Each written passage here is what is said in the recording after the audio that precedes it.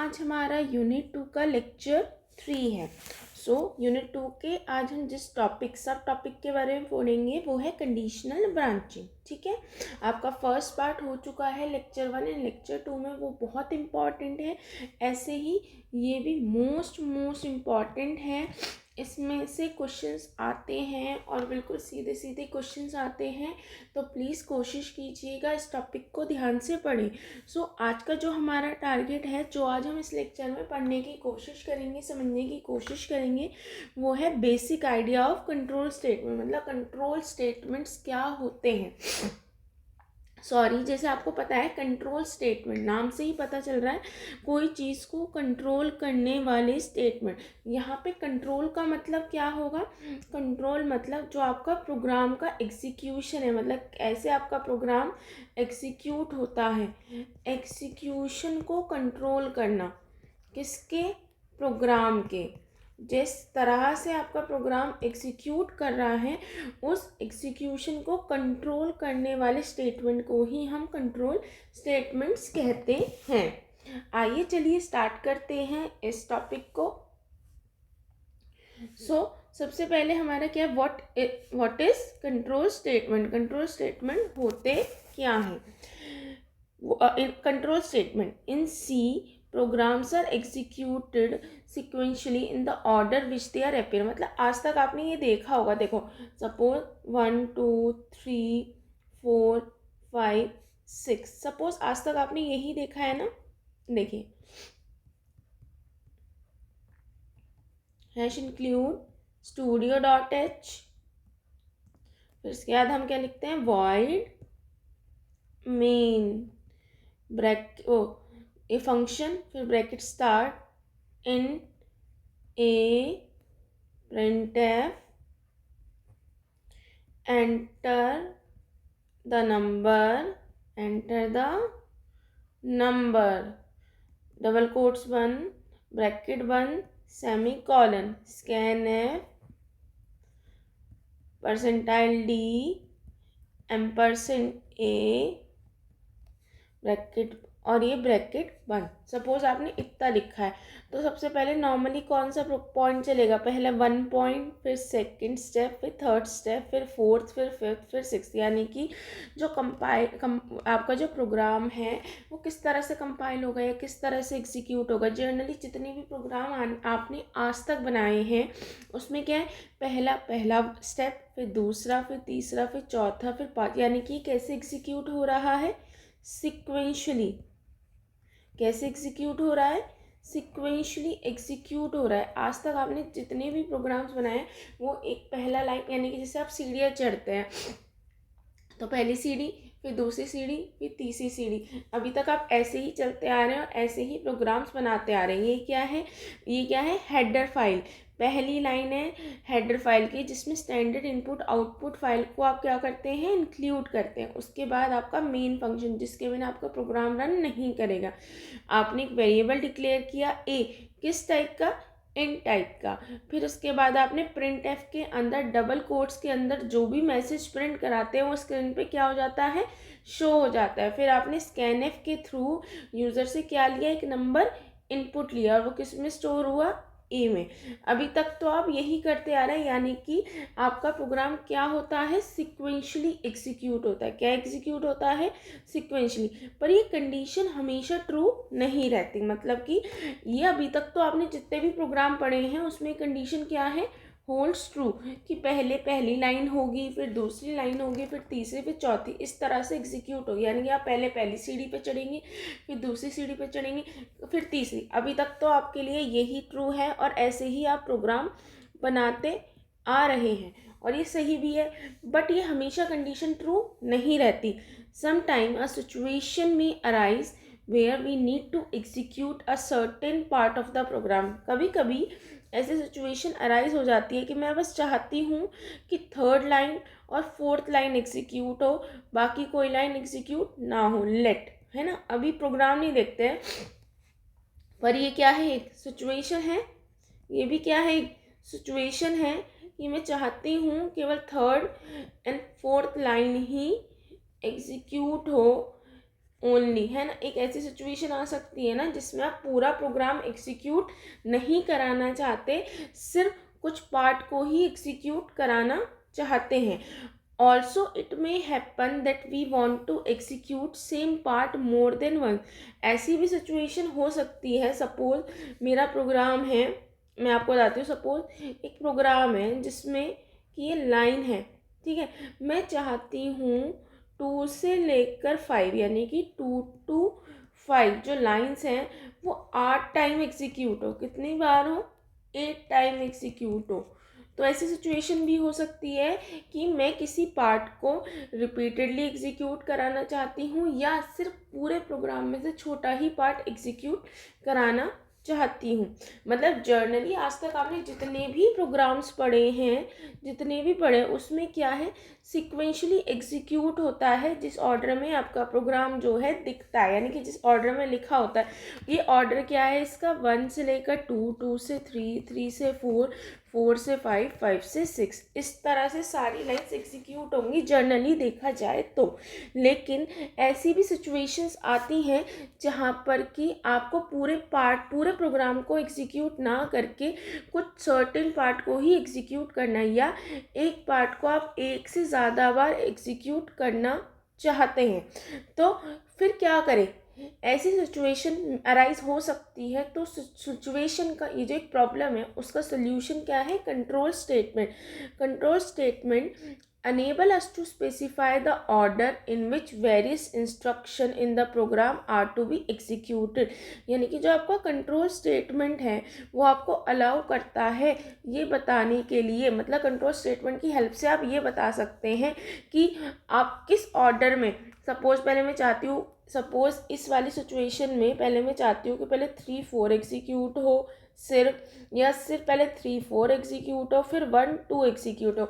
यानी control statement आपको allow करता है कि आप किस ऑर्डर में अपने प्रोग्राम को एग्जीक्यूट करना चाहते हैं, और आप जिस ऑर्डर में अपने प्रोग्राम को एग्जीक्यूट करना चाहते हैं उस ऑर्डर को आप क्या कर सकते हैं? स्पेसिफाई कर सकते हैं। ठीक है, क्या स्पेसिफाई कर सकते हैं।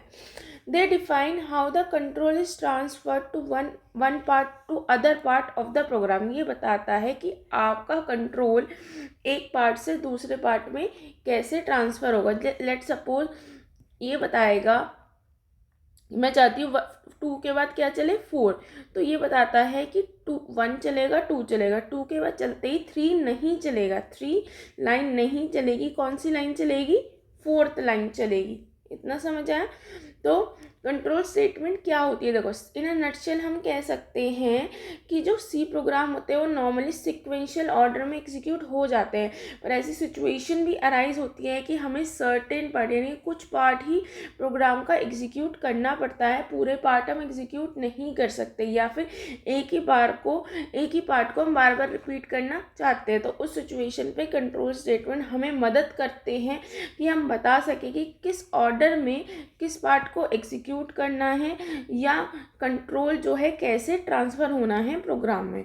जो आपके कंट्रोल स्टेटमेंट है वो स्पेसिफाई किए जाते हैं, यानी कि कंट्रोल स्टेटमेंट यानी कि क्या करना? कंट्रोल करना, control the program flow execution, program flow execution, यानी कि जो प्रोग्राम का फ्लो है वो किस फ्लो में एग्जीक्यूट होगा उस चीज़ को कंट्रोल कौन करता है? Control statement.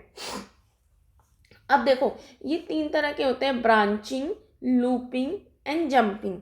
Branching, looping and jumping. देखो, आपकी जो यूनिट 2 है वो पूरी ब्रांचिंग पे, यानी कि कंडीशनल ब्रांचिंग, कंडीशन के बेसिस पे ब्रांचिंग करना। लूपिंग यानी कि देखो, ब्रांचिंग से मतलब आप ऐसे समझो, जैसे अगर मैंने अभी आपको एग्जांपल दिया था कि 4, 5, मैं चाहती हूँ पहली लाइन चले, दूसरी लाइन चले, दूसरी के बाद 5वीं लाइन चले। अगर ऐसी सिचुएशन है, मुझे क्या करनी है? ब्रांचिंग करनी है। किसके बेसिस पे? कंडीशन के बेसिस पे। किसके बेसिस पे? कंडीशन के बेसिस। जब ऐसी सिचुएशन है तो उसे बोलते हैं कंडीशन ब्रांचिंग।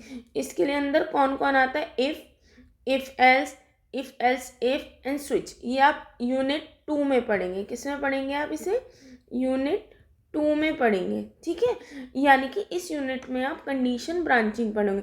लूपिंग को आप ऐसे समझ लो, अगर एक ऐसी सिचुएशन है मैं आपको एक एग्जांपल देती हूँ। अगर ऐसी सिचुएशन अराइज होती है 1 2 3 4 5, मैं चाहती हूँ ये वाला पार्ट 8 बार 8 टाइम एग्जीक्यूट हो, यानी कि जब मैं ऐसी सिचुएशन चाहती हूँ उस टाइम पे क्या यूज होता है, looping, while, do while, for. ये आप पढ़ेंगे यूनिट 3 में, ठीक है। यूनिट 3 में आपका पूरा लूपिंग है। और जंपिंग यानी कि एक पॉइंट से डायरेक्ट दूसरे पॉइंट पे जंप कर देना, या फिर प्रोग्राम को बीच में रोक देना या कंटिन्यू करना, या ऐसे सपोज मैं लिखूँ 1 2 गो टू स्टेप 5, यानी कि 3 4 गायब हो जाएगा, डायरेक्ट आप किस पे पहुंच जाओगे, 5 पे। तो यहाँ पे क्या आती है, जंपिंग। कंट्रोल स्टेटमेंट आपके 3 तरह के होते हैं, ब्रांचिंग, लूपिंग और जंपिंग। ब्रांचिंग में क्या होता है, कंडीशन के बेसिस पे एक उस पर अगर कंडीशन ट्रू है तो दूसरे पे चले जाना, जो अगर सपोज सेकंड पे कंडीशन नहीं है, कंडीशन ट्रू हो जाएगी तो फिफ्थ स्टेप चल जाएगी। लूपिंग यानी कि एक ही पार्ट को बार बार क्या करना, रन करना, जब तक कंडीशन क्या रहे, ट्रू रहे। जंपिंग मतलब कि डायरेक्टली जंप कर जाना, कूद जाना, ठीक है, बिना किसी उसके, बस ब्रेक, कंटिन्यू, मतलब ब्रेक मतलब टूटना, ब्रेक का हिंदी में क्या होता है, टूटना, यानी कि रुक जाना। कंटिन्यू मतलब चलते जाना। गो टू मतलब इस स्टेप से डायरेक्ट इस पे पहुंच जाना। ये सब चीज़ें ये आप पढ़ेंगे यूनिट 3 में। यानी कि ये जो आपका कंट्रोल स्टेटमेंट है ये कौन कौन सी यूनिट में डिवाइडेड है, ये यूनिट 1 यूनिट 2 में प्लस यूनिट 3 में। और ये बहुत ही इजी टॉपिक्स हैं, ये आपके स्कोरिंग है। देखो कई बार एक बार क्वेश्चन भी आया हुआ है, आपका क्वेश्चन आया हुआ है, मैं आपको बताती हूँ कि कंडीशनल स्टेटमेंट्स क्या होते हैं। क्वेश्चन क्या है, कंडीशनल स्टेटमेंट्स क्या होते हैं, इनके बारे में बताना। ये 10 मार्क्स में था, तो ऑफ कोर्स आप क्या लिखोगे, कंडीशनल स्टेटमेंट्स क्या होते हैं, या तो आप कुछ भी जो भी आप लिखेंगे क्वेश्चन में, conditional branching, conditional statement, control statement, कुछ भी। तो अगर कंट्रोल स्टेटमेंट क्वेश्चन आता है तो आप ब्रांचिंग लिखेंगे, ब्रांचिंग क्या होती है, लूपिंग क्या होती है, जंपिंग क्या होती है, इसमें से कोई भी का एग्जाम्पल दे देंगे। कंडीशनल ब्रांचिंग आता है तो सिर्फ इतने को एक्सप्लेन करेंगे। कंट्रोल स्टेटमेंट वाला क्वेश्चन थ्योरेटिकल फॉर्म में 10 मार्क्स में आया हुआ है, ठीक है, 10 मार्क्स में आया हुआ है। तो आप क्या करेंगे, कंट्रोल स्टेटमेंट की जो मैंने थ्योरी 2-3 लाइन लिखवाई है वो लिखेंगे। ब्रांचिंग क्या होती है, इसमें इसका एग्जाम्पल इफ एल्स, इसमें से कोई भी एक पिक करके एक्सप्लेन कर दोगे। लूपिंग में से कोई एक पिक करके एक्सप्लेन कर दोगे, और इसमें से कोई और एक पिक करके। ये 10 मार्क्स में आता था पहले, अब ये आता है 7 मार्क्स में। तो कोशिश करें कि भाई इसको ध्यान से पढ़ें, और बहुत स्कोरिंग है, ठीक है। आइए अब देखो, जो आपको ये जो ब्रांचिंग है इसका ही दूसरा नाम क्या है, सिलेक्शन स्टेटमेंट। इसको यहाँ पे भी लिख देती हूँ, इसको आप दूसरा नाम क्या कह सकते हैं, सिलेक्शन स्टेटमेंट।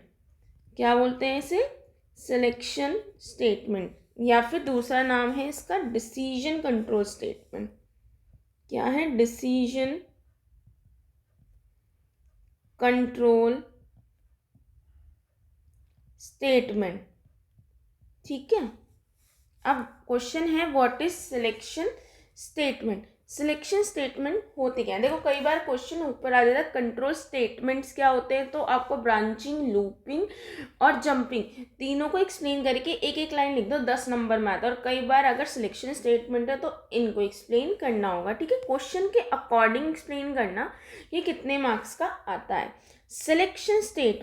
सिलेक्शन स्टेटमेंट और ऑल्सो नोन एज ब्रांचिंग और डिसीजन कंट्रोल स्टेटमेंट, यानी कि सिलेक्शन स्टेटमेंट के दो नाम और हैं।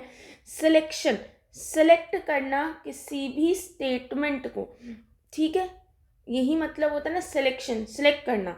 या फिर ब्रांचिंग या डिसीजन कंट्रोल स्टेटमेंट, यानी कि ऐसे स्टेटमेंट जिनके बेसिस पे डिसीजन लिया जाए। देखो सपोज मैं आपसे कह रही हूँ कि 1 2, अभी मैं आपको एग्जाम्पल के थ्रू नहीं समझा रही हूँ, बस ये समझो, ये आपकी पहली लाइन है, यानी कि ये इसके बाद आपको यहाँ जाना है या इसके बाद आपको यहाँ जाना है, इन चीज़ों को डिसाइड करने वाले स्टेटमेंट जो आपके प्रोग्राम का एग्जीक्यूशन सिक्वेंशली ना रहने दें, यानी कि जो आपके प्रोग्राम का एग्जीक्यूशन डिफ़र कर दें कि भाई पहले लाइन पहली चलेगी फिर दूसरी चलेगी, अगर ये कंडीशन सही है तो फिफ्थ चलेगी, नहीं तो ये लाइन चलेगी। जो आपके प्रोग्राम का एग्जीक्यूशन सिक्वेंशली ना रहने दे, डिफ़र कर दे, आगे पीछे कर दे, उन्हीं को ही हम क्या बोलते हैं, सिलेक्शन स्टेटमेंट कह लो या ब्रांचिंग कह लो या डिसीजन कंट्रोल स्टेटमेंट कह लो। ठीक है, using decision control statement we can control the flow of program, यानी कि आपका प्रोग्राम कैसे एग्जीक्यूट करेगा, कैसे रन करेगा,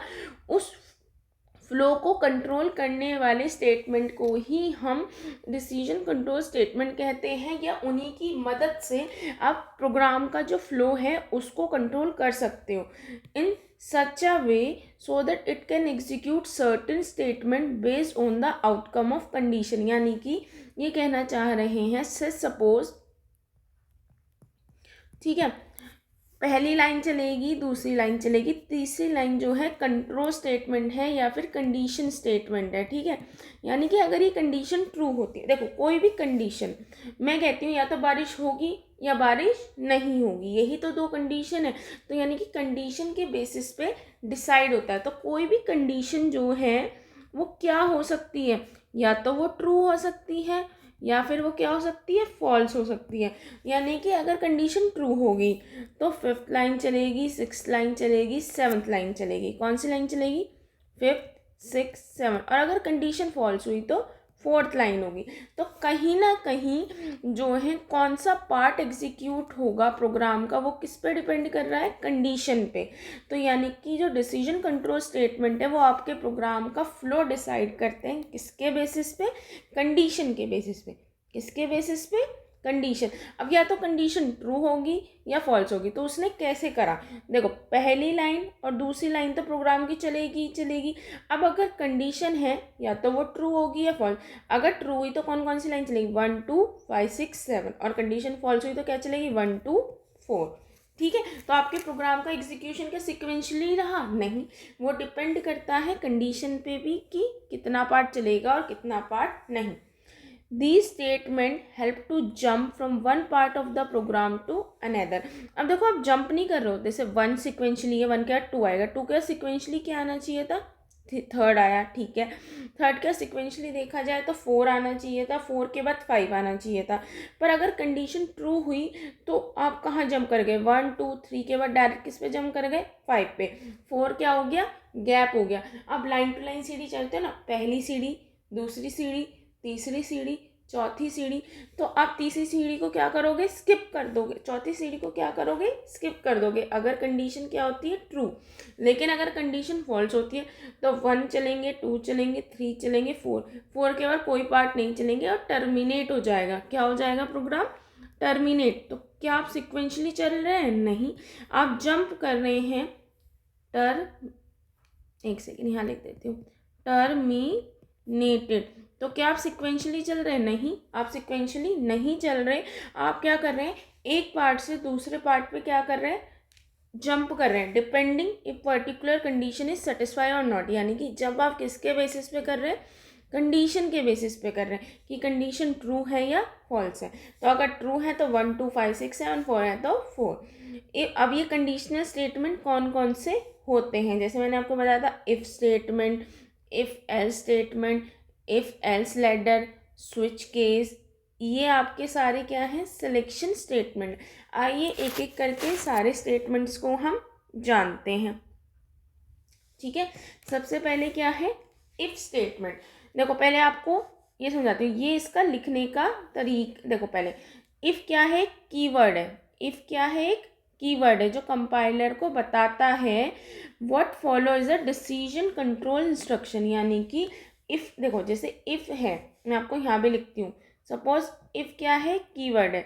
इफ के आगे जो भी लिखा हुआ है वो एक क्या है, कंडीशन है, जो क्या है, डिसीजन कंट्रोल स्टेटमेंट। यानी कि अगर इफ के अंदर कोई कंडीशन लिखी हुई होगी, लेट सपोज मैं एक चीज़ लिखती हूँ, इसके अंदर 1 2 3 लाइन लिखी हुई है, तो या तो ये कंडीशन क्या होगी, ट्रू होगी, या ये कंडीशन क्या होगी, फॉल्स होगी। अगर ये कंडीशन ट्रू होगी तो जो भी इस ब्रैकेट के अंदर, ये जो ब्रैकेट बन रहे हैं लिखा हुआ है, तो ये क्या करेगा, ये रन करेगा। कब, अगर इस ब्रैकेट के अंदर जितना भी लिखा हुआ है वो रन करेगा, यानी कि इनसाइड द ब्रैकेट, ब्रैकेट के अंदर जितना भी लिखा हुआ है वो रन करेगा इफ कंडीशन इज ट्रू। अगर ट्रू है, यानी कि इफ के अंदर जो भी कंडीशन है अगर वो ट्रू है तो रन करेगा कौन सा पार्ट, जो ब्रैकेट के अंदर है, वरना कौन सा पार्ट रन करेगा, रेस्ट ऑफ द कोड। यानी कि अगर कंडीशन फॉल्स हो जाती है तो जो ये ब्रैकेट के अंदर है वो रन नहीं करेगा, तो क्या रन करेगा, रेस्ट पार्ट। अभी आपको एक एग्जांपल के थ्रू भी समझाऊंगी, ये चीज़ समझ आई कि देखो ये जो इफ है, ये जो इफ पार्ट है, ये क्या है आपका, एक कीवर्ड है, यानी कि रिजर्व वर्ड है जो कंपाइलर में ही पहले से ही डिफाइन है। अगर इफ के आगे जो भी कंडीशन लिखी है, देखो कोई भी कंडीशन, यानी कि या तो बारिश होगी या नहीं, अगर बारिश होगी तो इस ब्रैकेट के अंदर जितना भी पोर्शन लिखा हुआ है वो रन करेगा। अगर ये कंडीशन फॉल्स हुई तो ये ब्रैकेट के अंदर नहीं, जैसे बारिश हुई तो आप छाता लेके जाओगे, अदरवाइज आप छाते का क्या करोगे, तो दिस पार्ट इज अम्ब्रेला। अगर रेन होती है तो आप पिक करोगे अम्ब्रेला, अदरवाइज आप अम्ब्रेला पिक नहीं करोगे। देखो एक एग्जांपल देती हूँ, देखो इफ रेन, अगर रेन होती है सपोज, तो आप क्या करोगे, पिक करोगे अम्ब्रेला को, अदरवाइज नहीं पिक करोगे, क्या ज़रूरत है। तो यही चीज़ है कि इफ़ के अंदर अगर कंडीशन ट्रू है तो ये जो ब्लॉक है, ये जो ब्रैकेट के अंदर लिखा हुआ है इसको हम क्या बोलेंगे, ब्लॉक। जो ये ब्लॉक है, ब्लॉक ऑफ पोर्शन है, ये रन करेगा, अदरवाइज ये रन नहीं करेगा। अब क्या लिखा है अगला, if statement allow us to put some decision making. जो इफ स्टेटमेंट है वो आपको अलाउ करता है कि अपने प्रोग्राम को डिसीजन मेकिंग प्रोग्राम बना सके, आप डिसीजन डाल सकते हैं। डिसीजन किस बेसिस पे डिपेंड करता है, देखिए आपके माँ बाप खुश होंगे अगर आपके नंबर अच्छे आएंगे, नहीं आए तो खुश नहीं होंगे। तो डिपेंड किस पे कर रही है, कंडीशन पे, डिसीजन पे। हर चीज़ कंडीशन पे बेस हो रही है ना, उसी के कंडीशन के बेसिस पे तो डिसीजन डिसाइड होगा कि ये होगा या फिर वो। समझ आया ये, चलिए देखो इफ़ क्या है, देखो दोबारा से रिपीट कर देती हूँ। इफ़ क्या है, कीवर्ड है, यानी कि रिजर्व वर्ड है जिसका पहले से ही मीनिंग डिसाइडेड है कंप्यूटर में या आपके कंपाइलर में। ये क्या बताता है, ये बताता है कि इसके आगे जो भी लिखा हुआ है वो एक डिसीजन कंट्रोल स्टेटमेंट है जिसके बेसिस पे आपके प्रोग्राम का एग्जीक्यूशन डिसाइड होगा। अगर कंडीशन ट्रू होगी तो ये पार्ट रन करेगा, नहीं तो ये। अब देखो सिंटेक्स, यानी कि इसको लिखने का क्या तरीका होता है। जैसे अभी तक आपने पढ़ा था कि डेटा टाइप या डेटा टाइप का सिंटेक्स क्या होता है, आपने पढ़ा था ना कि पहले हम लिखेंगे इंट, फिर स्पेस, फिर ए या कोई भी वेरिएबल का नाम और लास्ट में सेमीकोलन। यानी कि इफ स्टेटमेंट को लिखने का तरीका क्या है कि पहले इफ लिखेंगे, इफ के आगे कंडीशन लिखेंगे। पहले सपोज मैं आपको एग्जांपल देती हूँ सो दैट आपको क्लियर हो जाए। देखो मैंने सपोज एक वेरिएबल डिक्लेयर किया इंट ए इक्वल टू 10, ठीक है। अब मैंने लिखा if A value is greater than 5, ठीक है। अब देखो ए वैल्यू इज ग्रेटर देन 5, तो आपने क्या प्रिंट किया, आपने प्रिंट किया हाई डबल कोट्स के अंदर प्रिंट एफ, और क्या प्रिंट किया, हेलो डबल कोट्स के अंदर। ये तो आपको याद होगा कि अगर हम प्रिंट एफ के अंदर डबल कोट्स के अंदर कोई भी मैसेज लिखें तो वो स्क्रीन पे क्या हो जाता है, शो हो जाता है, ठीक है। अब क्या बोलता है, एक वेरिएबल है ए की वैल्यू क्या है 10। ये कंडीशन क्या कह रही है कि अगर ए की वैल्यू बड़ी होगी 5 से तो कंडीशन क्या होगी, ट्रू होगी।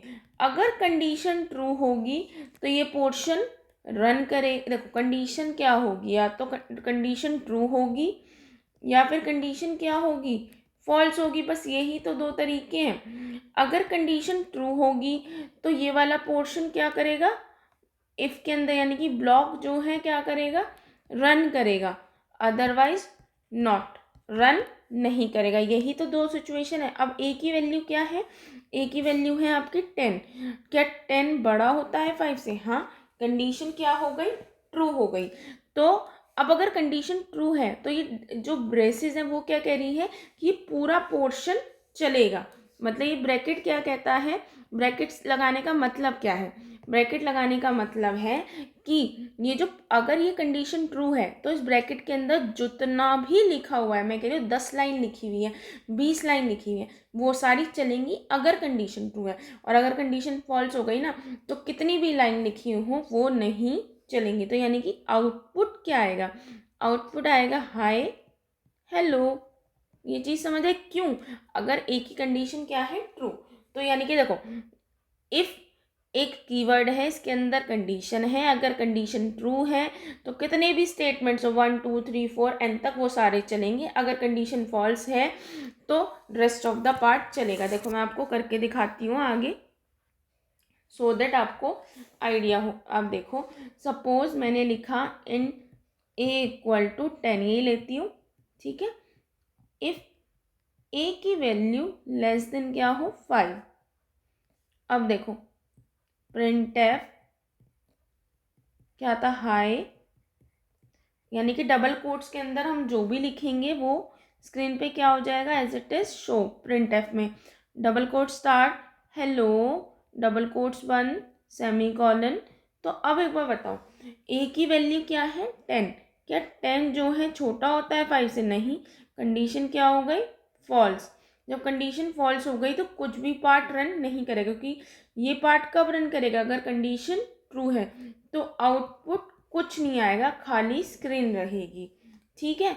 अब देखो सपोज एक और कंडीशन देखते हैं, अगर ऐसे ही इसको ही देखते हैं। देखो ए की वैल्यू 10, इफ ए की वैल्यू लेस देन 5, प्रिंटफ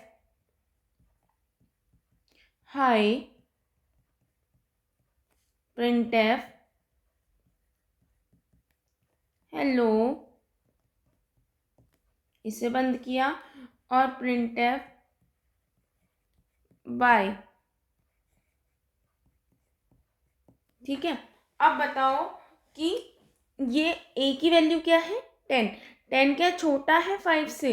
नहीं, 10 छोटा नहीं होता। तो क्या ये वाला पार्ट चलेगा, ब्लॉक वाला? नहीं, ब्लॉक वाला, देखो पहली लाइन चली आपकी, दूसरी लाइन चली, अब दूसरी लाइन ट्रू होने के बाद जो तीसरी लाइन और चौथी लाइन है वो कब चलेगी, अगर कंडीशन ट्रू होगा। तो ये तो ट्रू नहीं हुआ, तो आउटपुट देखो, ये वाला जो ब्रैकेट के अंदर पार्ट है, ब्रैकेट के अंदर जितना भी आपका पार्ट है, यानी कि थर्ड और फोर्थ लाइन, ये कब चलेगी, जब आपकी कंडीशन क्या होगी, ट्रू। अब क्या है, कंडीशन फॉल्स है, तो आपका प्रोग्राम ये वाला पोर्शन नहीं चलेगा, और नीचे आउटपुट क्या आ जाएगा, डायरेक्टली बाय। क्योंकि ये वाली जो फिफ्थ लाइन है, क्या वो कंडीशन पर डिपेंड हो रही है? नहीं, वो कंडीशन पर डिपेंड नहीं हो रही है, वो डायरेक्टली किस चीज़ पर डिपेंड कर रही है कि भैया ये पहली लाइन चलेगी, दूसरी लाइन चलेगी। अब सपोज एक और एग्जांपल देती हूँ, देखो अगर ये लिखा होता int a equal to 10, if a is less than 5, bracket printf hi, printf hello,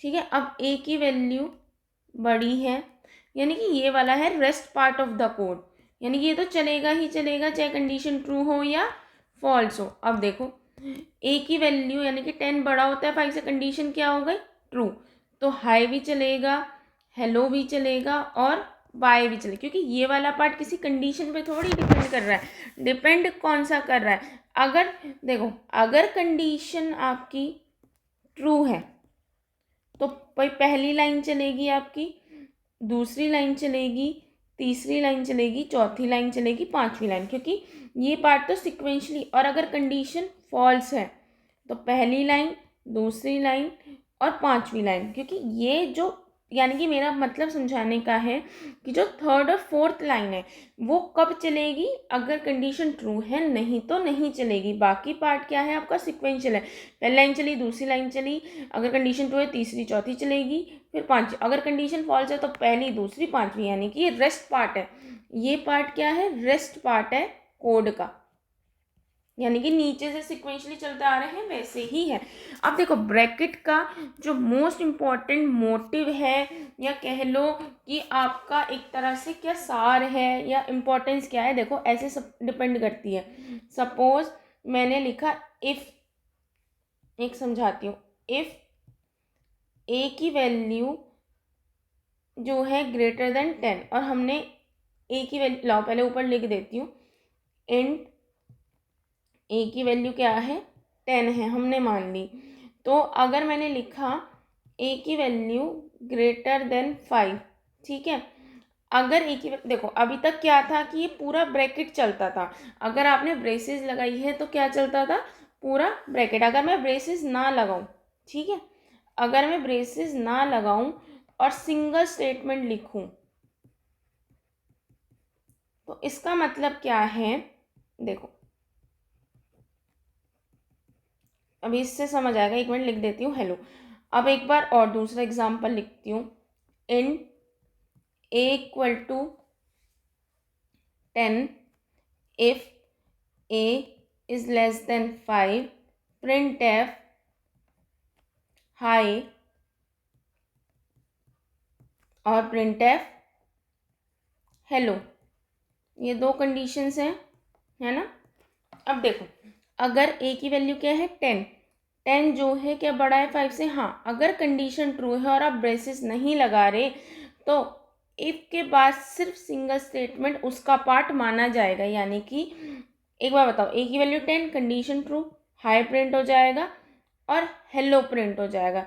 ये वाला जो पार्ट है ना, जो ये समझ लो, जो ये वाला पोर्शन है बिना ब्रैकेट के, अगर आप ब्रैकेट लगा रहे हो, देखो अगर आप इफ के अंदर ब्रैकेट लगा रहे हो और उसके बाद 10 स्टेटमेंट लिखो, मैं कह रही हूँ 100 स्टेटमेंट लिखो, सब इफ के अंदर कंसिडर होंगे इन ब्रैकेट की वजह से। इन ब्रैकेट की वजह से ये एक ब्लॉक कंसिडर होगा और कहा जाएगा अगर कंडीशन ट्रू है तो अगर इफ के अंदर कंडीशन ट्रू है तो ब्रैकेट के अंदर हज़ार लाखों सब लिखा हो वो सारा कंसिडर होगा इफ के अंदर। यानी कि इफ़ की कंडीशन ट्रू है तो इसके अंदर 100 लाइन्स लिखी हो वो सारी चलेंगी, और अगर इफ़ की कंडीशन फॉल्स है तो 100 लाइन नहीं चलेंगी। लेकिन अगर इफ़ के बाद, अगर आपने इफ़ के बाद कोई ब्रेसेस नहीं लगाया है तो जो सिंगल लाइन होगी, सिर्फ जो सिंगल लाइन होगी सिर्फ वो ही कंसिडर होगी, वो ही मानी जाएगी कि भाई वो क्या है, इफ के अंदर का पार्ट है। समझो ए की वैल्यू 10 है, 10 ग्रेटर देन 5 यानी कि कंडीशन ट्रू है तो प्रिंट हाई हेलो। अच्छा अब एक चीज़ बताओ, 10 क्या छोटा होता है 5 से? नहीं। तो जो इफ के बाद की लाइन है वो तो इफ का पार्ट मानी जाएगी, यानी कि ये पार्ट तो रन नहीं करेगा क्योंकि कंडीशन क्या हो गई, इसमें फॉल्स हो गई। कंडीशन क्या हो गई, फॉल्स हो गई, तो आउटपुट क्या आएगा, हेलो आएगा। अब देखो इसका मतलब दोबारा समझो, अगर आपने ब्रैकेट लगा लिया तो आप ब्रैकेट के अंदर 100 स्टेटमेंट लिखो, 1000 स्टेटमेंट लिखो, कोई फ़र्क नहीं पड़ता। अगर कंडीशन ट्रू है तो ये 100 के 100 स्टेटमेंट चलेंगे, अगर कंडीशन ट्रू है तो 100 के 100 स्टेटमेंट चलेंगे, और कंडीशन फॉल्स है तो 100 के 100 स्टेटमेंट नहीं चलेंगे। लेकिन अगर इफ़ के बाद आपने कंडीशन लिखी है और कंडीशन के बाद ब्रैकेट नहीं लगाए और सिर्फ डायरेक्ट लिख दिया एक स्टेटमेंट, स्टेटमेंट 1, स्टेटमेंट 2, तो सिर्फ ये वाला ही स्टेटमेंट 1 कंसिडर होगा इफ का पार्ट। जैसे कि इसमें आप देखो एक, अब यहाँ पे तो आपको समझ नहीं आएगा पर यहाँ देखो ए की वैल्यू यानी कि 10 छोटा होता है, कंडीशन क्या होगा, फॉल्स। कंडीशन फॉल्स होने की वजह से और ब्रैकेट नहीं लगाने की वजह से इफ के अंदर सिर्फ हाई वाला पार्ट क्या होगा, कंसिडर, हेलो वाला पार्ट कंसिडर नहीं होगा, वो नॉर्मली रेस्ट पार्ट है कोड का, तो आउटपुट क्या आएगा, हेलो। देखो एक और एग्जांपल के थ्रू आपको समझाती हूँ। एक और देखो मैंने लिखा इन ए की वैल्यू है 10, यही लेके चल रही हूँ। इफ ए की वैल्यू बड़ी है 5 से, ठीक है, इन ए की वैल्यू है 2, इफ ए की वैल्यू छोटी है 5 से। अब देखो प्रिंटफ हाय, प्रिंटफ हेलो, प्रिंटफ बाय। ठीक है, 3 लिखे हैं मैंने डबल कोट्स के अंदर। प्रिंटफ के अंदर हम जो भी लिखते हैं वो स्क्रीन पे क्या होता है, शो होता है। प्रिंटफ डबल कोट्स के अंदर hi semicolon, printf hello, printf bye. ठीक है, मैंने ये सब चीज़ें लिखी। अब देखो, अब पहले ये बताओ ए की वैल्यू क्या है 2, क्या 2 छोटा होता है 5 से? कंडीशन क्या हो गई, 2 छोटा होता है 5 से, कंडीशन क्या हो गई, ट्रू। पहले 1 मिनट फॉल्स वाली देखते हैं, 1 सेकेंड। ए की वैल्यू क्या है 10, क्या 10 छोटा होता है 5 से? कंडीशन क्या हो गई, फॉल्स हो गई। अब देखो, अगर मैंने ब्रैकेट नहीं लगाया है तो इफ के बाद जो सिंगल स्टेटमेंट है, इफ के बाद सिंगल स्टेटमेंट कौन सा है, high, it will be consider as if part. तो ए की वैल्यू जो है वो छोटी होनी चाहिए 5 से। क्या 10 छोटा है 5 से? नहीं, कंडीशन हो गई फॉल्स। तो ये हाई तो इफ का पार्ट हो गया, बाकी कोई पार्ट इफ का नहीं है, वो क्या करेगा, रन करेगा। क्यों भाई, मैंने बताया अगर आप ब्रैकेट लगा रहे हो तो आप 100 स्टेटमेंट लिखो, कोई दिक्कत नहीं है। लेकिन अगर आप सिर्फ ये वाला पार्ट लिख रहे हो और उसके बाद ब्रैकेट नहीं लगा रहे हो तो सिंगल स्टेटमेंट ही कंसिडर होगा कि वो इफ का पार्ट है। और देखो, सपोज मैं यहाँ पे ब्रैकेट लगा देती हूँ, है ना, लेट सपोज मैंने यहाँ पे ब्रैकेट लगा दिया और कंडीशन क्या कर दी कि ए की वैल्यू बड़ी होनी चाहिए 5 से। 2 बड़ा होता है 5 से, बताओ 2 बड़ा होता है 5 से? नहीं, कंडीशन क्या हो गई, फॉल्स हो गई। तो ये सारा पार्ट इफ की अंदर आ गया, किसकी वजह से, ब्रैकेट। यानी कि ब्रैकेट लगाना बहुत ज़रूरी है अगर आप एक से ज़्यादा स्टेटमेंट को इफ के अंदर कंसिडर कराना चाहते हैं। और अगर आप चाहते हैं कि सिर्फ सिंगल स्टेटमेंट ही लिखना है आपको, तो इफ के बाद ब्रैकेट लगाएं मत लगाएं, आपको कोई दिक्कत नहीं होगी। इतना समझ आया? आइए एक छोटा सा प्रोग्राम करते हैं सो दैट आपको आइडिया हो जाए। चलिए, right a programme, right a programme. पहले अच्छी एक चीज़ बताओ, मैं आपको एक चाहती हूँ, एक नंबर इवन है या ऑड है? देखिए, एक नंबर आपका इवन है या ऑड है, ये कैसे डिसाइड होगा? देखो, अगर कोई नंबर 2 से डिवाइड हो जाए, अच्छी एक चीज़ बताओ, पहले 18 है, 17 है, 16 है। अच्छा एक चीज़ बताओ, अगर मैं 18 को 2 से डिवाइड करूँ, 2 9 जा 18, रिमाइंडर क्या, देखो ये क्या है, कोशेंट। ये क्या है आपका, कोशेंट। ये क्या है आपका, रिमाइंडर। अब देखो 2 3 नंबर हम देखते हैं सो दैट आपको आइडिया हो जाए। 2 2 8 जा 16, डायरेक्टली कितनी बार कट रहा है, 1। ये क्या है आपका, कोशेंट। ये क्या है आपका, रिमाइंडर। ठीक है, अब एक चीज़ बताओ, ये क्या है? अब देखो हमारा क्या आ गया, यहाँ पे था दूसरा नंबर, 2 8 जा 16। ये समझ आया? ये क्या है आपका, क्वोशिएंट, और ये क्या है आपका, ये क्या है आपका, रिमाइंडर। ये चीज़ आपको समझ आई? देखो, जो नंबर 2 से डिवाइड हो जाएगा, जो भी नंबर 2 से डिवाइड हो जाएगा, उसका रिमाइंडर क्या आ रहा था, उसका रिमाइंडर क्या आ रहा था, 0। देखो एक चीज़ देखो, 2 से डिवाइड होने वाला जिसका रिमाइंडर क्या आएगा, 0।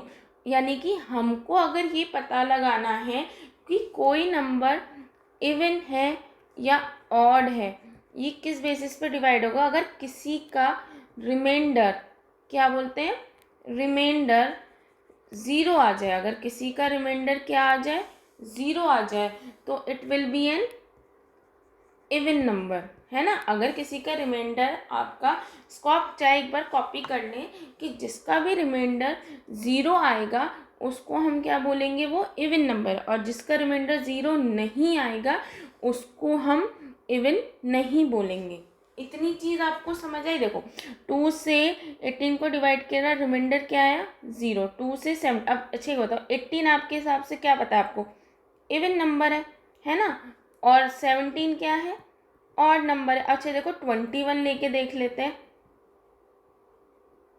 2 1 जा 2 है ना, फिर बचा 1, 0 पिक कर दिया तो रिमाइंडर क्या था 2। देखो क्या बचा रिमाइंडर 1, 0 नहीं बच रहा है, यानी कि जो नंबर इवन होता है वो रिमाइंडर क्या देगा 0, 2 से डिवाइड होने पे, 2 से डिवाइड होने पे। अच्छा एक चीज़ बताओ, रिमाइंडर कौन प्रोवाइड करता है, आपने ऑपरेटर्स पढ़े हैं ना, रिमाइंडर कौन प्रोवाइड करता है, मॉडुलस ऑपरेटर। कौन प्रोवाइड करता है, मॉडुलस ऑपरेटर। ये चीज़ आपको समझ आई, रिमाइंडर कौन प्रोवाइड कर रहा है आपको, मॉडुलस ऑपरेटर, है ना। तो यानी कि हमको एक नंबर इवन है या ऑड है उसके लिए हमें कौन से ऑपरेटर की ज़रूरत पड़ेगी, मॉडुलस। जैसे सपोज एक नंबर है, ए की वैल्यू क्या है, ए की वैल्यू 20 मान ली। अगर मैं ऐसे लिखती हूँ ए मॉडुलस 2 इक्वल टू 0, इसका मतलब समझो कि ये जो LHS पार्ट है आपका क्या है, ये आपका जो LHS पार्ट है वो RHS के इक्वल है या नहीं, यही तो समझाना चाह रहा है ये वाला पोर्शन। देखो ये वाला पोर्शन समझाना क्या चाह रहा है कि जो A मॉडुलस 2 यानी कि जो आपका LHS पार्ट है, यानी कि जो ये वाला पार्ट है क्या वो RHS के इक्वल है। अब A की वैल्यू मैंने क्या रखी 20 मॉडुलस 2 इक्वल टू 0, यही लिखी ना। तो अच्छा बताओ 20 को 10 से डिवाइड करेंगे और 2 को 2 से डिवाइड करेंगे, 2 1 जा 2, 0 यहाँ पिक कर दी 0, तो रिमाइंडर क्या आ रहा है 0। क्या 0 इक्वल है 0 के, क्या जो LHS पार्ट है वो RHS के इक्वल है, कंडीशन ट्रू है या फॉल्स, कंडीशन है आपकी ट्रू। जब कंडीशन आपकी ट्रू है इसका मतलब क्या है, ये नंबर क्या है इवन। अगर ये कंडीशन ट्रू है यानी कि A मॉडुलो 2 इक्वल टू 0, यानी कि LHS पार्ट RHS के इक्वल है, यानी कि कंडीशन क्या हो गई आपकी ट्रू हो गई, अदरवाइज क्या हो गई फॉल्स हो गई। अब देखो एक और एग्जांपल हम देखते हैं। सपोज मैंने दिया 17 मॉडुलो 2 इक्वल टू 0। अब आप 17 को 2 से डिवाइड करेंगे, रिमाइंडर क्या बचेगा, क्योंकि जो मॉडुलस ऑपरेटर होता है वो क्या प्रोवाइड करता है, क्या प्रोवाइड करता है रिमाइंडर। तो इधर आया 2 8 जा 16, बचा क्या 1। क्या एक बार बताओ क्या ये LHS पार्ट, आपका जो LHS पार्ट है क्या ये RHS के इक्वल है, बताइए नहीं इक्वल है। यानी कि अगर LHS पार्ट RHS के इक्वल हो, एक सिंपल सा बोलती हूँ, अगर LHS पार्ट आपका RHS के इक्वल है तो वो क्या है आपका, वो है इवन नंबर, है ना। अगर LHS पार्ट आपका RHS के इक्वल नहीं है तो वो क्या कहलाएगा आपका ऑड नंबर, यही तो लिखा है यहाँ पे, और तो कुछ ऐसा नहीं लिखा हुआ है ना। जो आपका LHS पार्ट है वो RHS के इक्वल, देखो यानी कि नटशेल क्या कहेंगे। देखो सबसे पहले देखो आपका प्रोग्राम सीखो, आपको क्या निकालना है रिमाइंडर। अगर कोई नंबर इवन है या अगर वो नंबर इवन है तो रिमाइंडर क्या आएगा, तो रिमाइंडर क्या आएगा 0 आएगा। और अगर कोई पार्ट ऑड है तो रिमाइंडर भाई 1 आएगा, ये चीज़ आपको पता है। अगर इवन है नंबर तो रिमाइंडर 0 आएगा, और ऑड है तो जो आपका नंबर है वो क्या आएगा 1। और रिमाइंडर निकालने के लिए हम किसका यूज़ करते हैं, रिमाइंडर के लिए हम यूज़ करते हैं मॉडुलस ऑपरेटर का। किसका, मॉडुलस ऑपरेटर्स का। इन्हीं का तो यूज़ करते हैं रिमाइंडर निकालने के लिए। मॉडुलस ऑपरेटर का साइन क्या है, ये है। और अगर इसको हम लिखेंगे a modulus 2 equal to 0, a की वैल्यू लेट 5 है, एक बार पे a की वैल्यू क्या है 6। अगर a की वैल्यू 5 रखेंगे, 5 मॉडुलस 2 इक्वल टू यानी कि डबल इक्वल टू को, जो डबल साइन होते हैं उसे क्या बोलते हैं, इक्वल टू। इसको क्या बोलते हैं, इक्वल टू ऑपरेटर। इसको क्या बोलते हैं, इक्वल टू ऑपरेटर। यही तो बोला जाता है इसको, इक्वल टू ऑपरेटर। तो अगर 2 को 5 से डिवाइड करेंगे, देखो 5 2 2 जा 4, बचा क्या 1। जब ये बचा तो आप खुद बताओ आउटपुट क्या आएगा 1। क्या 1 जो है इक्वल होता है 0 के, नहीं। अगर LHS पार्ट RHS के इक्वल नहीं है तो क्या है वो नंबर, ऑड नंबर है। अब सेम टाइम पे ऐसे देख लो, 6 मॉडुलो 2 0, क्या है ऐसा ट्रू, नहीं। कंडीशन देखो, 2 को 6 से डिवाइड करने पे क्या आएगा, 2 3 जा 6, रिमाइंडर क्या आएगा 0। तो 0 के इक्वल होता है, ट्रू। यानी कि LHS पार्ट किसके इक्वल है, RHS। तो नंबर क्या हो गया, इवन हो गया। कंडीशन क्या हो गई, ट्रू। इतना लॉजिक समझ आया। अगर आपको इतना लॉजिक समझ आया तो आप बहुत आसानी से आप जो हैं ये समझ पाएंगे कि एक नंबर इवन होता है या ऑड होता है।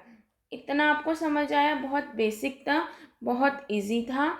अब देखो हम एक छोटा सा प्रोग्राम करेंगे आगे इफ एल्स में। देखो इफ का बेसिक समझ आया और आपको इतना समझ आया, देखो इफ जो होता है उसका बेसिक आपको प्रॉपर क्लियर हो गया कि भाई इफ कैसे वर्क करता है, किस तरह से वर्क करता है। और आपको ये चीज़ समझ आई इतना पढ़ने के बाद कि जो आपका मॉडुलस ऑपरेटर होता है वो कैसे काम करता है। अब आपको इतना समझ आ गया है तो इसके बाद आपसे जब मैं इफ एल्स आगे पढ़ाऊंगी उससे आपको समझ आएगा कि एक नंबर को, अगर आपको एक नंबर को प्रूव करना है कि वो इवन है या ऑड है, तो आप किसकी हेल्प से करेंगे, वो आप हेल्प से करेंगे मॉडुलस ऑपरेटर। अगर वो रिमाइंडर 0 देगा तो नंबर इवन है, नहीं तो नंबर ऑड है। ये चीज़ आपको समझ आई। ये एक बेस था समझाने का, ताकि आपको पता लगे कि ये मेन क्या है, बेसिक है बताने का कि कंप्यूटर में हम कैसे निकालते हैं कि कोई नंबर इवन है या ऑड है। चलिए अब स्टार्ट करते हैं if else statement. If else statement होता क्या है, देखो सिंपल सा इसको आपको लिखने का तरीका समझाती हूँ। देखिए मैंने इससे पहले आपको एक चीज़ इसमें जैसे बताई थी कि देखो मैंने यहाँ पे आपको एक चीज़ बताई थी ना कि अगर ये कंडीशन इफ के अंदर अगर ये कंडीशन ट्रू है तो ये वाला पार्ट चल जाएगा, नहीं तो रेस्ट पार्ट चलेगा। ये जो डायमंड है ये कंडीशन के लिए यूज़ होता है ना, ये चीज़ बताई थी। ऐसी बस इसका जो एक्सटेंशन है वो है इफ एल्स। ठीक है, देखो the statement if statement by itself will execute a single statement or group of statement when the expression following the if statement to be true। यानी कि अब तक आपने क्या पढ़ा था कि अगर if के अंदर जो भी कंडीशंस लिखी हुई है, if के अंदर क्या लिखा हुआ है, कंडीशंस लिखी हुई हैं, अगर वो कंडीशन ट्रू है तो इसके अंदर जितने भी स्टेटमेंट, चाहे सिंगल स्टेटमेंट लिखा हो या मल्टीपल स्टेटमेंट्स लिखे हुए हों, वो सारे क्या हो जाएंगे, ट्रू होंगे। तो वो सारे अगर ये कंडीशन ट्रू होंगी तो वो सारे स्टेटमेंट क्या होंगे, एग्जीक्यूट होंगे। ठीक है, ये चीज़ तो आपने आज तक पढ़ रहे हैं जब इफ स्टेटमेंट पढ़ा है, बट इसी का ही एक्सटेंडेड वर्जन आता है इफ एल्स। इफ एल्स क्या कहता है कि अगर इफ के अंदर जो भी कंडीशन लिखी हुई है ना, इफ के अंदर जितनी भी कंडीशन लिखी हुई है, अगर वो कंडीशन, देखो कोई भी कंडीशन क्या है, या तो कोई भी कंडीशन ट्रू होगी या कोई भी कंडीशन क्या होगी, फॉल्स होगी। बस यही तो दो सिचुएशंस हैं, इसके अलावा तो कोई भी सिचुएशन अलग से नहीं है। यही दो सिचुएशन होंगी, या तो कोई कंडीशन ट्रू हो जाएगी या कोई कंडीशन क्या होगी, फॉल्स। बस यही हमारे पास दो कंडीशंस आएंगी, इसके अलावा तो कुछ नहीं आएगा।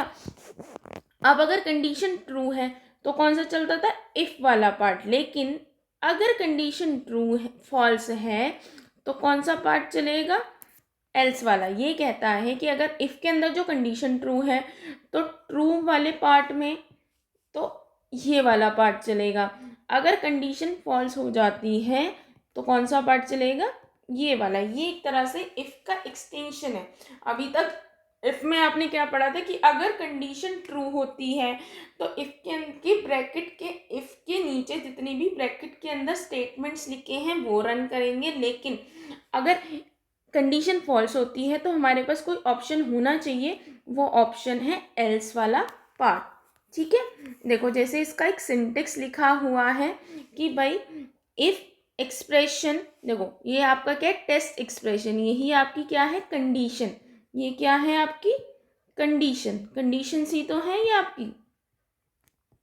देखो कोई भी कंडीशन या तो ट्रू हो सकती है या फॉल्स हो सकती है। ये क्या है, इसका फ्लो चार्ट है। ये तो मैंने आपको बताया था, ये क्या है, इसका फ्लो चार्ट है। कोई भी कंडीशन ट्रू हो सकती है या फिर फॉल्स होती है। अगर कंडीशन ट्रू है तो इफ़ की बॉडी चलेगी, यानी कि इफ़, अच्छा देखो यहाँ पे ब्रैकेट नहीं लग रहा तो सिंगल स्टेटमेंट है ना, तो वो रन करेगा, और कंडीशन फॉल्स है तो एल्स वाला पार्ट चलेगा। लेकिन लास्ट में दोनों ही एग्जिट कर जाएंगे, यानी कि समझो अगर इफ़, अच्छा एक चीज़ बताओ, अगर मैं कह रही हूँ इफ़, यही इतना ही प्रोग्राम है, अगर इफ़ के अंदर की कंडीशन ट्रू हो गई तो ये पार्ट रन करेगा, क्या एल्स वाला पार्ट करेगा, रन नहीं। अगर कंडीशन फॉल्स है तो ऊपर वाला पार्ट रन करेगा, नहीं। तो यही बता रहा है अगर कंडीशन ट्रू है तो इफ़ वाली बॉडी चलेगी, नहीं तो एल्स वाली बॉडी चलेगी, यानी कि एल्स के अंदर जितने स्टेटमेंट लिखे हैं वो चलेगी और एंड हो जाएगा। आइए प्रोग्राम के थ्रू मैं आपको बहुत बेसिक जो भी मैंने समझाया था उसके थ्रू आपको समझाती हूँ। Write a program in C to check whether a number is even और odd। एक नंबर इवन है या ऑड है, इस चीज़ को चेक करना है यूजिंग इफ एल्स स्टेटमेंट, यानी कि इफ एल्स स्टेटमेंट का यूज़ करके आपको चेक करना है कि कोई नंबर इवन है या ऑड है। मैंने आपको बताया था अगर हम किसका यूज़ करेंगे इसमें, मॉडुलस ऑपरेटर का। अगर कोई नंबर मॉडुलस ऑपरेटर से आउटपुट 0 दे दे तो वो क्या है, इवन, और अगर 1 दे तो वो क्या है, ऑड। ये चीज़ आपको पता है ना, ठीक है। अब देखो स्टार्ट करते हैं। सबसे पहली लाइन हमारी क्या आएगी, हैश इंक्लूड studio.h, ये आपकी पहली लाइन है। हैश इंक्लूड क्या है, प्री प्रोसेसर डायरेक्टिव है जो कंपाइलर से कहता है कि मेरे आगे जो भी स्टैंडर्ड इनपुट आउटपुट फाइल है, हेडर फाइल है, उसको क्या कर दो, प्रोग्राम में इंक्लूड कर दो। उसके बाद क्या है, वॉइड मेन, ये आपका मेन फंक्शन है जिसके बिना प्रोग्राम रन नहीं करता। अब आपको क्या है, एक नंबर लेना है जिसको आपको बताना है कि वो नंबर इवन है या ऑड है। सपोज मैंने 25 लिया, यानी कि एक नंबर को किसी वेरिएबल में क्या करना पड़ेगा, स्टोर करना पड़ेगा। तो इसके लिए आप एक वेरिएबल लेंगे int data type space a semi colon. अब उसके बाद आप क्या करेंगे, यूज़र से इनपुट लेंगे। तो सबसे पहले एक मैसेज प्रिंट करेंगे, print f enter a number, एक नंबर क्या करे, यूज़र एंटर करे, डबल कोट्स बंद, सेमी कॉलन। स्कैन एफ, किस टाइप का डेटा टाइप है ये, इन टाइप का, तो क्या लगेगा, percentile D comma address operator a, ठीक है, सेमी कॉलन। अब क्या लगेंगे, हम कंडीशन लगाएंगे, if a modulus operator 2 equal to 0, अगर ये, अभी मैं इसे आपको ड्राई रन भी करके दिखाऊंगी, अगर ये कंडीशन ट्रू है तो अब अगर बताओ मैं सिंगल स्टेटमेंट लग रही हूँ तो मुझे ब्रैकेट लगाने की ज़रूरत नहीं है। तो आप प्रिंट क्या करा दो कि इवन नंबर, ये कैसा नंबर है, इवन नंबर है, ठीक है, ये चीज़ आपको समझ आई। एल्स ये कैसा नंबर है, ये है ऑड नंबर। डबल कोट्स के अंदर हम जो भी लिखते हैं वो स्क्रीन पे क्या हो जाता है, शो हो जाता है। ये कैसा नंबर हो गया हमारा, और ब्रैकेट 1। ठीक है, सपोज सबसे पहले मैंने नंबर क्या लिया 25। स्कैन एफ के थ्रू अब बताओ ए की वैल्यू क्या है, ए की वैल्यू क्या है 25, मॉडलो ऑपरेटर 2 क्या। अब बताओ 25 को अगर आप 2 से डिवाइड करोगे, 2 1 जा 2, 2 2 जा 4, बचा क्या रिमाइंडर 1। हमें इंटीजर टाइप है तो पॉइंट की वैल्यू नहीं ले सकते, और आपको बताया मॉडुलस ऑपरेटर किस पे वर्क करता है हमेशा, इंटीजर पे। तो एक बार बताओ क्या 1 जो है 0 के इक्वल है, क्या LHS जो है RHS के इक्वल है, नहीं।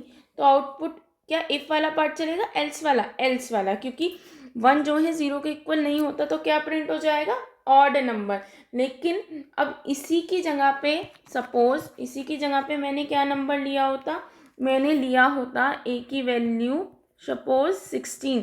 तो ए की वैल्यू क्या होगी 16 modulus 2 equal to 0, equal to 0, 2 8 जा 16, तो रिमाइंडर क्या बचेगा 0। क्या 0 के इक्वल है, क्या left hand side right hand side के इक्वल है, कंडीशन ट्रू। तो आउटपुट क्या आएगा आपका इवन नंबर। देखो तो अब आपका आउटपुट क्या आएगा स्क्रीन पे देखते हैं। सबसे पहले स्क्रीन पे शो क्या होगा, एंटर अ नंबर। आपने नंबर क्या करा एंटर, तो सपोज मैंने नंबर करा 16, तो आउटपुट आएगा इवन नंबर। इतना प्रोग्राम आपको समझ आए कि आपको एक नंबर को चेक करना है वो इवन है या ऑड है यूजिंग इफ एल्स स्टेटमेंट। अगर इफ के अंदर की कंडीशन ट्रू है तो इफ के नीचे सिंगल स्टेटमेंट लिखने के लिए मुझे ब्रैकेट लगाने की ज़रूरत नहीं है, तो इवन नंबर प्रिंट हो जाएगा, नहीं तो ऑड नंबर प्रिंट होगा। आइए इसका हम एक फ्लो चार्ट और इसकी एल्गोरिथम जानने की कोशिश करते हैं। अच्छा देखो, सबसे पहले मैं क्या करूँगी स्टार्ट। देखो जब भी किसी प्रोग्राम को करते हैं तो एक सेकेंड, हम इसका क्या करेंगे फ्लो चार्ट। सबसे पहले क्या करते हैं फ्लो चार्ट बनाना सीखते हैं, किसका, एक नंबर क्या है इवन है या ऑड है। ठीक है, इसका क्या बनाते हैं फ्लो चार्ट, ये इम्पॉर्टेंट है, कई बार एग्जाम में आया हुआ भी है। तो सबसे पहले मैंने जब हम स्टार्ट करते हैं तो हम क्या लेते हैं ओवल शेप, तो मैंने क्या करा स्टार्ट। अच्छा, स्टार्ट करने के बाद मैंने दूसरा स्टेप क्या किया था बताओ, एक नंबर को क्या कराया था इनपुट कराया था। अब जब मैं किसी नंबर को इनपुट करती हूँ या आउटपुट करती हूँ उसके लिए मैं क्या यूज़ करती हूँ पैरेललोग्राम। हम क्या यूज़ करते हैं पैरेललोग्राम। तो पैरेललोग्राम लिया और इसके अंदर लिखा एंटर अ नंबर। हमने एक नंबर को क्या कराया एंटर कराया। अब एंटर कराने के बाद एक चीज़ बताओ, जब आपने एंटर कराया उसके बाद आपने क्या लगाई कंडीशन। देखो स्कैन एफ के थ्रू एक नंबर को एंटर करा लिया, जब आप इनपुट ले रहे हो ठीक है, या फिर आउट एक नंबर को आउटपुट ले रहे हो आप, तो किसका यूज़ करते हो पैरेललोग्राम का यूज़ करते हो। अब इनपुट लेने के बाद आपने क्या ली कंडीशन ली, आपने क्या ली कंडीशन ली कि आपका एक नंबर जो है इवन है या ऑड है। ठीक है, आपने क्या ली एक कंडीशन। कंडीशन के लिए क्या यूज़ करते हैं पैरेललोग्राम, यानी कि ए मॉडलो 2 इक्वल टू 0। देखो या तो ये कंडीशन क्या होगी ट्रू होगी या ये कंडीशन क्या होगी फॉल्स, यही तो दो वो है। या तो ये कंडीशन ट्रू हो जाएगी यानी कि इवन होगा, या कंडीशन क्या हो जाएगी आपकी क्या हो जाएगी कंडीशन फॉल्स। अब एक चीज़ बताओ, अगर कंडीशन ट्रू है तो यानी कि वो नंबर क्या है इवन है, और अगर कंडीशन फॉल्स है तो वो नंबर क्या है ऑड। तो जब इवन है तो आप क्या करा रहे हो, देखो अगर वो इवन है तो आप क्या प्रिंट करा रहे हो स्क्रीन पे। प्रिंट करने के लिए या राइट करने के लिए डिस्प्ले के लिए हम क्या यूज़ करते हैं पैरेललोग्राम यूज़ करते हैं। तो दोनों जगह हम क्या यूज़ करेंगे पैरेललोग्राम। तो यहाँ पे क्या लिखेंगे प्रिंट इवन नंबर, और फॉल्स होने पे क्या प्रिंट होगा ऑड नंबर। अच्छा इसके बाद एक चीज़ बताओ, अगर a modulo 2 equal to 0 condition true है तो आपने क्या प्रिंट कर दिया, इवन नंबर। क्या इसके बाद एल्स वाला पार्ट चला नहीं, यानी कि प्रोग्राम क्या हो गया, स्टॉप। इसके बाद क्या हो गया, प्रोग्राम आपका स्टॉप हो गया। ये चीज़ है ना। तो देखो, या तो इवन प्रिंट करा देगा या फिर वो ऑड प्रिंट करा देगा। उसके बाद क्या हो जाएगा, वो स्टॉप। उसके बाद क्या हो जाएगा, वो स्टॉप। देखो ये क्या है, फ्लो चार्ट बना आपका। किसका, एक नंबर इवन है या, सबसे पहले स्टार्ट करा, एक नंबर को एंटर करा लो, इनपुट करा लो, कुछ भी कराया। फिर हमने क्या चेक करी, कंडीशन, या तो कंडीशन ट्रू होगी या फॉल्स होगी। अगर कंडीशन ट्रू है तो नंबर क्या हो गया, इवन हो गया। अगर कंडीशन फॉल्स है तो नंबर क्या हो गया, ऑड हो गया। उसके बाद आप क्या हो गया, स्टॉप। ये हो गया इसका फ्लो चार्ट। आइए इसका हम क्या जानते हैं, इसकी एल्गोरिथम पे भी थोड़ा सा ध्यान देते हैं। देखो ये इम्पॉर्टेंट है। मैंने आपको जब फ्लो चार्ट एंड एल्गोरिथम कराया था तब आपको स्टार्ट कराया था ना, समझाया था। देखो सबसे पहला स्टेप, अच्छा देखो, आप एल्गोरिथम से क्या बनाते हैं, फ्लो चार्ट। चाहे आप इसे पहले बना लो या इससे, कोई फ़र्क नहीं पड़ता। अब एक चीज़ बताओ, स्टेप 1 मेरा क्या था, स्टेप 1 था मेरा स्टार्ट। सबसे पहले मैंने क्या किया, स्टार्ट। फिर स्टेप 2 क्या था, स्टेप 2 क्या था, देखो आपने क्या लिया, एक नंबर इनपुट लिया या फिर क्या कराया, एंटर कराया। आपने क्या कराया, एंटर अ नंबर। आपने नंबर को क्या कराया, एंटर। एंटर के बाद आपकी क्या है, कंडीशन। स्टेप 3 क्या थी आपकी, कंडीशन। देखो, इफ ए मॉडुलस 2 ट्रू, या तो ये कंडीशन ट्रू होगी, है ना। अगर ये ट्रू है तो गो टू स्टेप 4, स्टेप 4 पे चले जाओ। एल्स किस पे चले जाओ, स्टेप 5 पे, गो टू स्टेप 5। अब देखो स्टेप 4 पे क्या है, स्टेप 4 पे अगर ये कंडीशन ट्रू है तो ट्रू होने पे आप क्या प्रिंट कराते हैं, प्रिंट क्या कर दो, इवन नंबर, है ना। और अगर कंडीशन फॉल्स है तो आप क्या प्रिंट कराओगे, ऑड नंबर। प्रिंट क्या कराओगे, ऑड नंबर। उसके बाद आप क्या हो जाओगे, रुक जाओगे। उसके बाद क्या होगा, आप रुक जाओगे। अब मुझे एक चीज़ बताना, देखो स्टेप 1 आप जाओगे, स्टेप 2 जाओगे, स्टेप 3 जाओगे। अगर स्टेप 3 कंडीशन ट्रू है तो आप किस पे जंप करोगे, स्टेप 4 पे। नहीं तो आप किस पे जाओगे, स्टेप 5 पे। अब मुझे एक चीज़ बताओ, इवन प्रिंट कराने के बाद क्या स्टेप 5 पे जाओगे, आप कहाँ जाओगे, स्टॉप। यानी कि आप, ये नंबर इवन है, इसके बाद आप डायरेक्टली कहाँ जा रहे हो, स्टॉप पे। इस पे तो नहीं जा रहे हो ना। तो इसके बाद आप क्या लिख दोगे, go to step 6। Directly step 6 पे चले जाओ, 5th पे जाने की ज़रूरत नहीं है। देखो सबसे पहले आपने स्टार्ट किया, एक नंबर एंटर कराया। एंटर कराने के बाद आपने क्या करा, चेक करी कि कंडीशन ट्रू है या फॉल्स है। अगर कंडीशन ट्रू है तो डायरेक्टली आप कौन से स्टेप पे चले गए, 4 पे। अगर कंडीशन फॉल्स है तो आप कौन से स्टेप पे गए, 5th पे। अब एक चीज़ बताओ, अगर मैंने नंबर स्प्रिंट ऑड नंबर, तो 5th के बाद ऑटोमेटिकली क्या नंबर है, 6 पे, तो आप ऑटोमेटिकली स्टॉप हो ही जाओगे।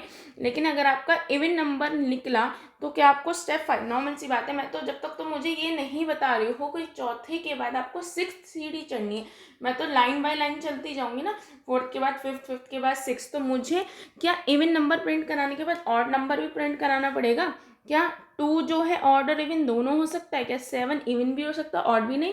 तो अगर मैंने इवन प्रिंट करा दिया तो मुझे ऑड को लिखने की ज़रूरत है नहीं है। तो प्रिंट इवन के बाद मैं डायरेक्ट कहाँ जाऊँगी, 6 पे। तो आपको स्टॉप होना पड़ेगा।